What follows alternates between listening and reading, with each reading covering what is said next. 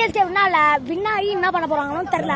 அதனால தான் வந்துட்டு கஷ்டப்பட்டு டிக்கெட் வாங்கி வந்தா எதுவுமே வின் ஆக மாட்டானுங்க. டொக்கு டொக்கா வச்சுட்டு இருப்பாங்க. அப்பதான் ஒரு நாள் கூத்துக்காக அங்கிருந்து ஃபிளைட் டிக்கெட் போட்டு இவ்வளவு தூரம் வந்துட்டு இன்னைக்கு ஒரு நாள் தான் எனக்கு ஒரு வாரம் லீவு, இன்னைக்கு ஒரு நாள் தான் மேட்ச்.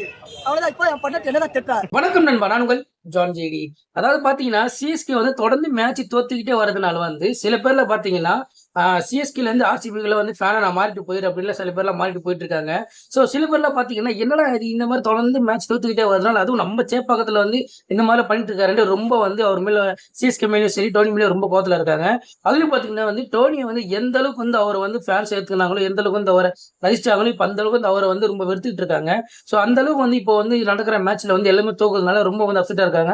அதுவும் கடைசியா பாத்தீங்கன்னா சிஎஸ்கேவும் டிசி இந்த ரெண்டுமே வந்து பாத்தீங்கன்னா மேட்ச் வந்து அந்த அளவுக்கு வந்து ரொம்ப எதிர்பார்த்தாங்க. கடைசியா தோத்ததுனால அவங்க வந்து மனசுல ரொம்ப கஷ்டப்பட்டிருக்காங்க. ஸோ எனக்கு பாத்தீங்கன்னா இந்த இது டெஸ்ட் மேட்ச்னு ஒரு படம் வந்திருக்கு, மாதவன் நடிச்சிருப்பாரு.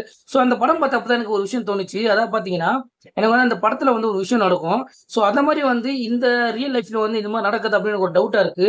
ஸோ அந்த படம் நீங்க பாத்தீங்கன்னா உங்களுக்கு கண்டிப்பா அது என்னன்னு தெரியும். ஸோ அப்படி இந்த படம் பத்தி உங்களுக்கு தெரிஞ்சுன்னா மறக்காம கமெண்ட் பண்ணுங்க. முடிஞ்சா சேனலை ஃபாலோ பண்ணிக்கோங்க.